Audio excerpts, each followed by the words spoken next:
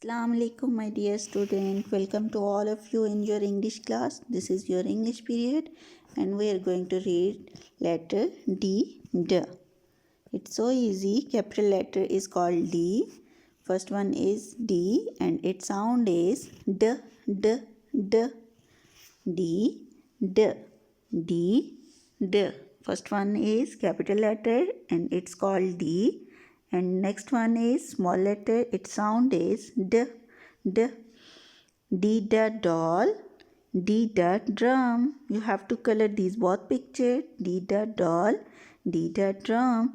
And next one is join the letter D the two pictures that begin with letter D the. You have to match it with D the doll, D the dolphin, D the duck, D the dog. Again read these vocabulary words with me. The dog, D the dog, D the doll, D the dog, D the doll. Next one is here for you. D the duck. First one is duck, D the duck, D the drum. Read it with me. D the duck. My dear student, now come on your work page. That one is 69. You have to open it and write letter T. It's so easy. First of all you have to make one. आपने पहले एक one बनाना है and then उसको curve लेके आना है.